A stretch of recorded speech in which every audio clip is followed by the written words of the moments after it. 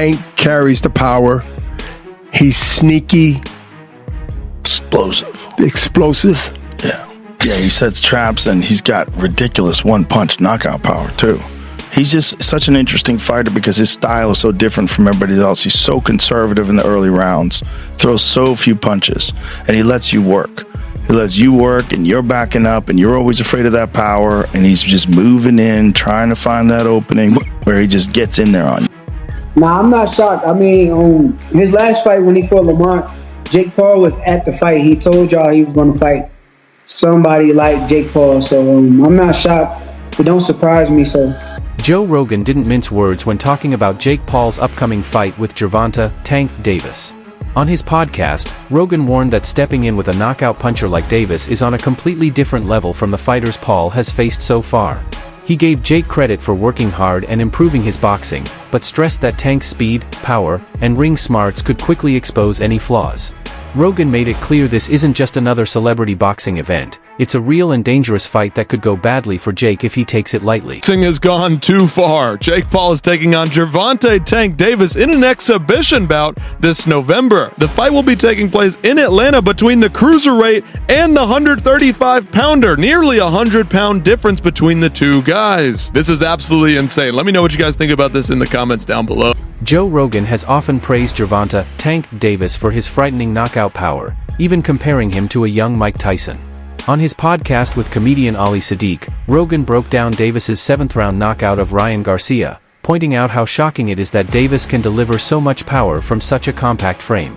Rogan noted that Davis doesn't look physically imposing, yet his punches carry incredible force. He also highlighted Tank's aggressive style in the ring, which makes him even more intimidating to opponents. Gervonta fan. I think that guy is so unusual. Yeah. His style so unusual, and it's like patience. Yes. Yeah. The Leo Santa Cruz fight was really something for me because Leo Santa Cruz is a technician. He's great, Mexican style, but he's also a technician.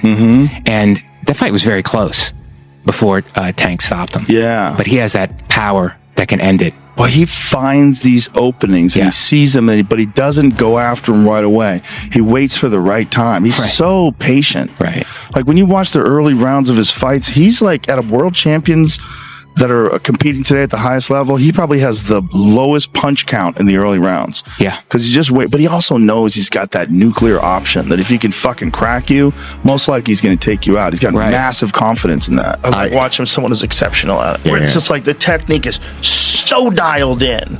Yeah. You know, there's guys that like Gervonta Davis is like that. Their technique's so dialed in that when you watch them uncork, it's like, oh my God, the efficiency of it. And so I was just a giant fan of the guy.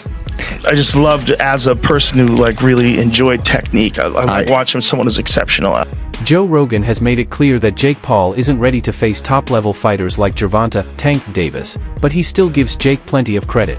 Rogan calls Paul's rise in a celebrity-driven sport genius, recognizing that he's managed to earn huge paydays while proving himself as more than just a YouTuber.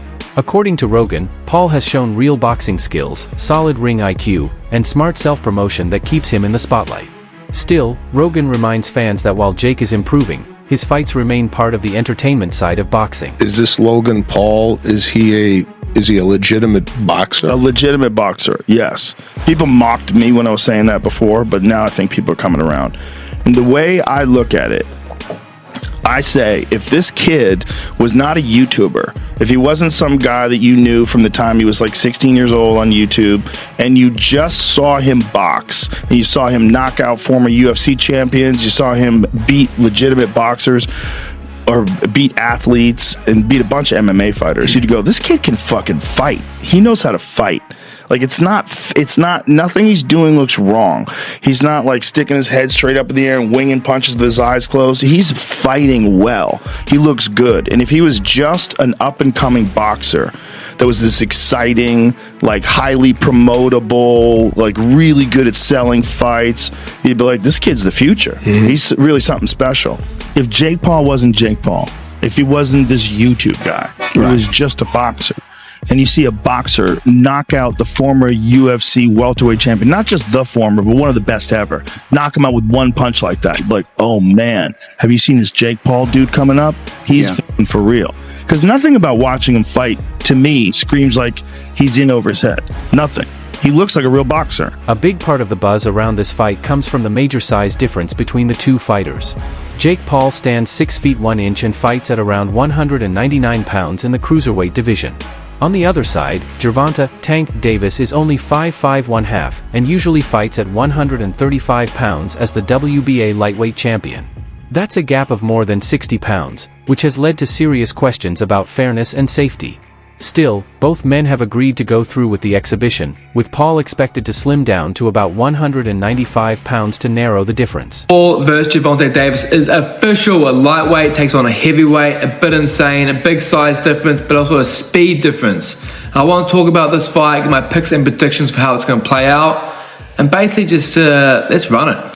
So the only combat sports fight I can think of off the top of my head that was similar in the size disparity is Buckley versus Rizabioff. Now look at these guys. Buckley is 5'6", I believe 5'7". Rizabioff is 6'5". It just looks ridiculous. And Jake Paul, it says 6'1", but I think he's more like 6'2". He's a big fucking dude, 76-inch reach.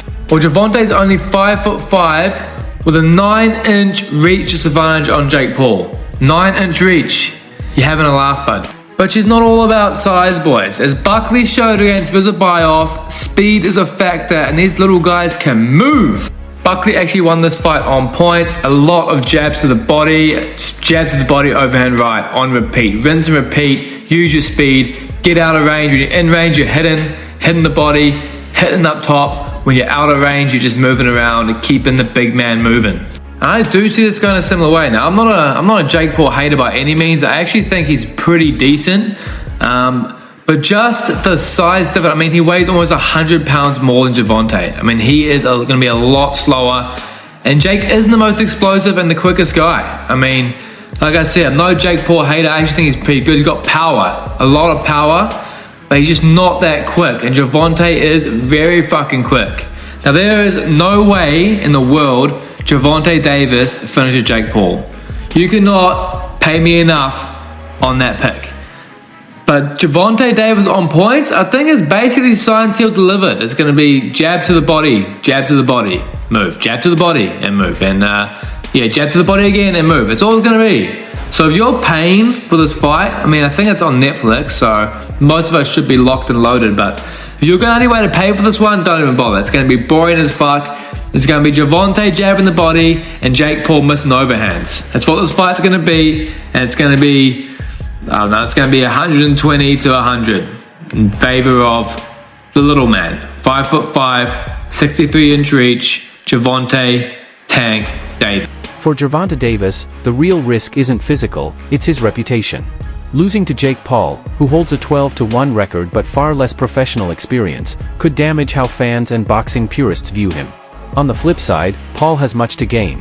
Beating an undefeated world champion would give him instant credibility and massive exposure. Not everyone believes this fight should even happen. Critics, including Ryan Garcia, have questioned its legitimacy, comparing it more to scripted entertainment than real boxing. Garcia went as far as to call the idea of Davis bulking up to 195 pounds delusional, and warned that boxing is shifting from real competition to popularity-driven money fights. Despite the backlash, the event is expected to grab huge attention, with Netflix streaming it worldwide. For some, it's proof that the sport is being reshaped, where fame and spectacle now outweigh merit and legacy. Davis is more to lose because he's the bona fide world champion. I don't care if he's much smaller. I think Jake Paul has sort of plateaued as far as where his boxing is concerned. It's rather low level. He's big, he's physical, he's strong, he can hit. So there is that risk. Davis, at lightweight, you're in a moment where it's too physical for you. You can clinch. Against the heavyweight, where you clinching? You ain't getting out of that corner just clinching anymore if you run out of space. You know what I mean? So it's interesting. But Davis, listen, there's a lot of talking points that I'm sure we'll get into when this gets closer to the fight. Davis can still punch at lightweight. Can he drop a heavyweight? There's a lot to gain there, right? If Davis knocks... The answer is yes. If Davis drops Jake on his ass, as much as Davis is the one with more to lose, it's still a highlight moment. A visual that will stay forever. Yeah, but if you get dropped, even if you're smaller, you're still a world champion in multiple weight classes. If you get dropped, what's the look? What's the feel? on the inside as boxers, me and, Chris Algieri, the champ, even you, Jim, you have fight experience. So we know that the risk is a big guy that big hits you, you're probably going down if you're a small guy, if he hits you clean. So we know the risk, but how does it look to the public eye who don't understand that? You know what I mean? The public. So there is a lot to lose, though. There's a bit to gain. I wouldn't necessarily have an issue with this had Davis's career arc been one that benefited boxing.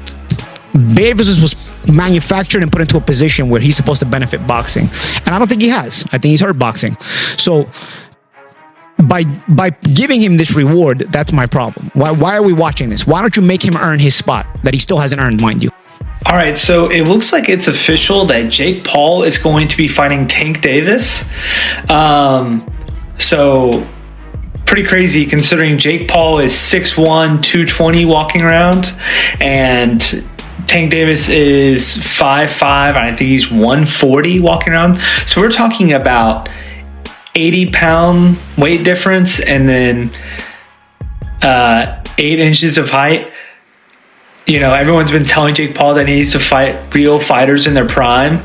And Gervonta Tank Davis is in his prime and one of the best fighters out there, but this is just ridiculous.